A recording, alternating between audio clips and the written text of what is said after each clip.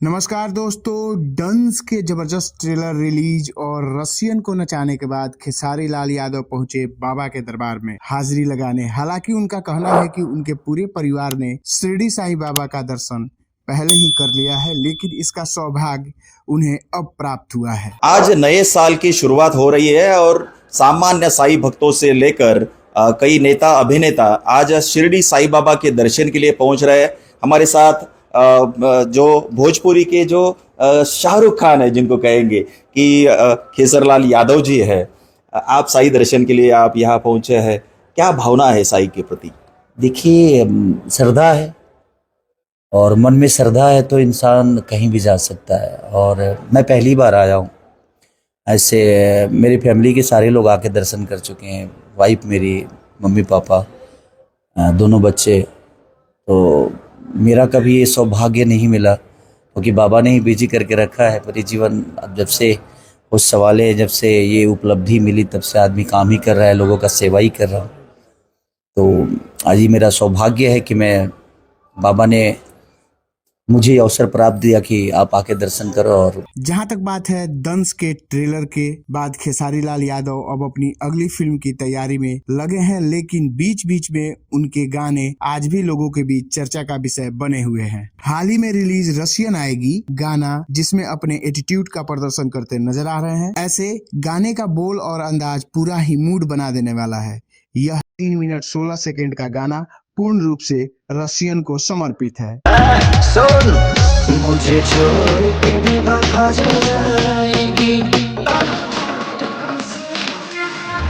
इससे पहले रितेश पांडे की भी रसियन समर्पित रसियन लाएंगे न्यू ईयर सॉन्ग रिलीज हुआ था। करेंगे धमाल रसियन नाचेगी। इससे पता चलता है कि भोजपुरी इंडस्ट्री में अब रसियन का बोलबाला होने वाला है, जिसके केंद्र में रसियन ही रसियन दिखने को मिल सकती है। खैर, खेसारी लाल यादव शिरडी साईं के दरबार में हाजिरी लगाने पहुंचे हैं और वहां से अपने इंटरव्यू के दौरान क्या कुछ कहा, आइए आपको सुनाते हैं। और मन में श्रद्धा है तो इंसान कहीं भी जा सकता है। और मैं पहली बार आया हूँ।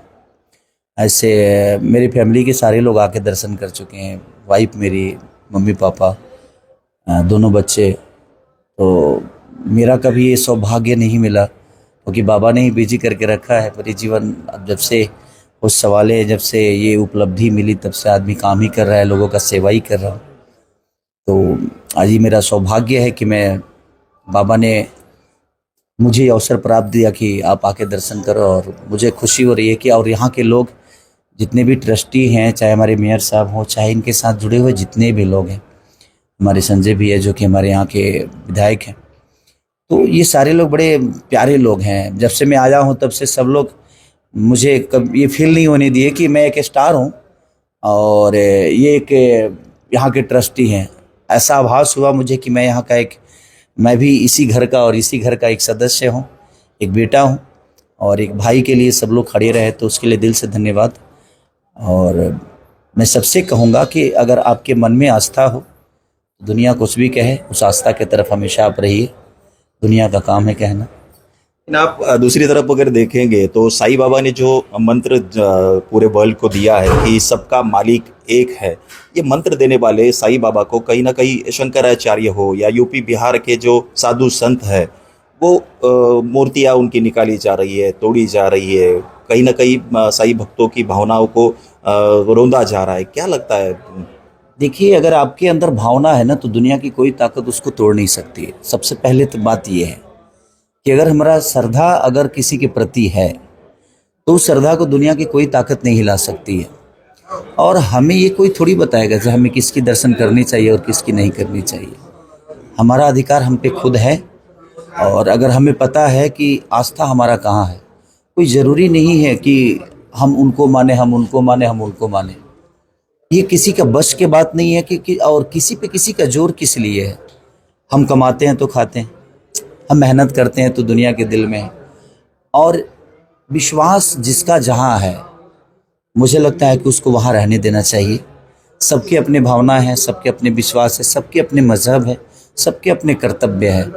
तो मुझे लगता है कि इस पे किसी का कोई हक नहीं है कि मुझे कोई आदेश दे, मुझे कोई कहे कि हमें ये काम करना चाहिए। तो अब हमें हमारे ऊपर निर्भर करता है कि हम अपनी सुनते हैं कि हम लोगों की सुनते हैं। तो मेरा जहाँ तक सवाल है, मैं अपने जीवन में हमेशा खुद का सुना हूँ और मुझे जो अच्छा लगता है, और अच्छे बुरे की पहचान तो मुझे है, और कभी कभी बुरा भी कर जाता हूँ तो शायद वो पता चल जाता है कि ये बुरा है और क्या सही है। तो कुछ सीखने के लिए गलतियाँ करना भी बहुत ज़रूरी होती है, और किसी के कहने से कोई छोटा होता नहीं है, और किसी के कहने से किसी की आस्था बर्बाद नहीं होती है। अब हमारे ऊपर निर्भर करता है कि हमारी आस्था कितनी मजबूत थी और बाबा के प्रति हमारा श्रद्धा कितना मजबूत था, कितना ताकतवर था, कि हम किसी के कहने पे उस विश्वास से हट गए, उस जगह से हट गए जहाँ से कभी हम रहा करते थे, जहाँ जिस जगह पे जाने से हमें सुकून मिलती थी, और किसी के कहने से वो सुकून हम खो दिए, तो कहीं ना कहीं हम खुद को खो रहे हैं। तो मुझे नहीं लगता कि किसी के कहने से कोई छोटा होता है, बस आपके ऊपर निर्भर करता है कि आप कितना उस चीज़ को मानते हो। बॉलीवुड हो, अभी साउथ इंडियन फिल्में हैं, उसके बाद अभी भोजपुरी फिल्मों की भी चर्चा हो रही है। क्या ये आगे चलकर और सुधार भोजपुरी फिल्मों के लिए करना चाहिए? क्या बदलाव और ज़रूरी है आपको लगता है? देखिए, बदलाव जैसे हम एज ए एक्टर हम कहानी में बदलाव कर सकते हैं, अपने एक्ट में बदलाव कर सकते हैं, हम बेहतर एक्टिंग करने की कोशिश कर सकते हैं, बेहतर सिनेमा करने की कोशिश कर सकते हैं। कोई भी दुनिया का आदमी बेहतर सामान तभी बना पाता है जब उसके लिए दुकान ज़्यादा होता है, तो जो ज़्यादा बिकती है। और हमारे बिहार यूपी में थोड़ी सी प्रॉब्लम है थिएटर का, वहाँ थिएटर बहुत कम है, और हमारे पास सामान तो बहुत है बट सामान बेचने का साधन ही नहीं है। तो जब साधन नहीं होगा, तो एक डिस्ट्रिक्ट में पहले 4 सिनेमा हॉल हुआ करते थे, आज 1 है। हर मार्केट में 1 सिनेमा हॉल हुआ करता था।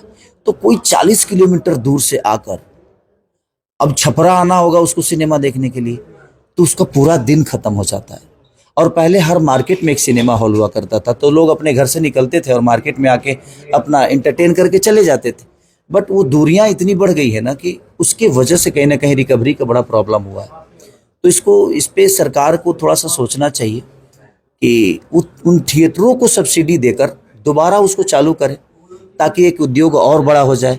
और जब थिएटर चालू होता है तो वहाँ की दुकानें बढ़ती हैं, वहाँ दुकानदार आते हैं, लोग आते हैं, तो कहीं ना कहीं लोगों का बिजनेस ही होता है। तो इस पे सरकार का बड़ा विषय है। हिंदी सिनेमा का रिकवर इसलिए है कि उसके पास मल्टीप्लेक्स है। जैसे महाराष्ट्र में है कि कोई भी मूवी मराठी होगी तो आपको 100 चलाना है, तो ये सरकार का निर्णय है। इसलिए यहाँ मराठी फिल्में भी 100-100 करोड़ रुपए कमा के चली जाती हैं, जो बेहतर होती हैं। तो अगर सरकार चाहे हमारी यूपी बिहार की, तो शायद हमें लगता है कि हम भी 100 करोड़ कमा सकते हैं, बट हमें बेचने का वो जरिया नहीं दिख रहा है। हमारे पास थिएटर 30-35 है, तो 30-35 सिनेमा हॉल में हम 5 करोड़ 10 करोड़ के सिनेमा बनाकर कैसे रिकवर कर पाएंगे? दूसरी बात यह है कि भोजपुरी लैंग्वेज जो है यो पूरे देश की लोग तो एक तो समझते नहीं है पूरी तरह। तो जिस तरह मराठी डब किया जा रहा है, साउथ इंडियन फिल्में डब होकर दूसरी भाषाओं में की जा रही है, क्या भोजपुरी फिल्में भी दुनिया के लोगों को समझ में आई उस भाषा में डब होनी चाहिए? क्योंकि फिल्में तो अच्छी बन रही है लेकिन लोगों तक तो पहुंचती नहीं। देखिए, उसको डब करने की जरूरत ही नहीं है। मुझे लगता है भोजपुरी हिंदी के बाद अगर सबसे ज्यादा कोई बोली बोली जाती है तो वो है हमारी भोजपुरी। तो भोजपुरी में कम से कम 40 से 45 करोड़ पीपल लोग हैं। अगर कुछ नहीं, अगर 20 करोड़, अगर 10 करोड़ लोग ही सिनेमा देख लें, तो मुझे लगता है कि हम कमा लेंगे उतना। कम से कम 100 करोड़ का बिजनेस तो हम ऐसे ही कर लेंगे। अगर 10 करोड़ भी सिनेमा हॉल में अगर लोग देख लिए तो उसको डब करने की ज़रूरत नहीं है, क्योंकि हमारा संख्या बहुत ज़्यादा है। और ये बोली करीब यूपी, बिहार, झारखंड तक बोली जाती है। 3 स्टेट में बोली जाती है ये। कहीं ना कहीं अगर थिएटर आ जाए, साधन मिल जाए हमें, तो हमें डब करने की ज़रूरत नहीं है और दूसरे लोगों को बताने की ज़रूरत नहीं है। आज भोजपुरी भाषा लंदन तक लोग सुनते हैं। हमारे गाने 500-500 मिलियन, 600-600 मिलियन, 700-700 मिलियन, 1 बिलियन, ऐसे गाने हम लोग ने दिया है भोजपुरी भाषा की। तो कहीं ना कहीं मुझे लगता है कि इसको बताने की ज़रूरत नहीं है। आप एक महाराष्ट्रियन होकर अगर खेसारी को जानते हो तो आपको बताने की ज़रूरत है कि मैं कौन हूँ। तो वो कहीं ना कहीं है, हमें जानते सब हैं। हाँ, हमें बोल नहीं सकते, हमारे बोली को बोल नहीं पाएंगे आप, बट हमें जानते तो हैं आप। तो अगर हमें जानते हैं तो भोजपुरी को ऑफिशियली आप जानते हैं। तो ये बोलना और जानना जरूरी नहीं है, मुझे लगता है कि समझना बहुत जरूरी है। भाषा कोई भी हो, भगवान कोई भी हो, अगर हमारे दिल में उसके प्रति श्रद्धा है तो हमारे लिए वो पूजनीय है, वो हमारे लिए सम्माननीय है। बस हमारे ऊपर निर्भर करता है कि हम किस धारा में जा रहे हैं। इस इंटरव्यू में खेसारी लाल यादव ने 500 करोड़ कमाने का तरीका तो सरकार को बता ही दिया। देखते हैं भोजपुरी में आगे इसका भविष्य और कहां तक होता है। मिलते हैं एक नए वीडियो में कुछ नए अंदाज के साथ, तब तक के लिए नमस्कार।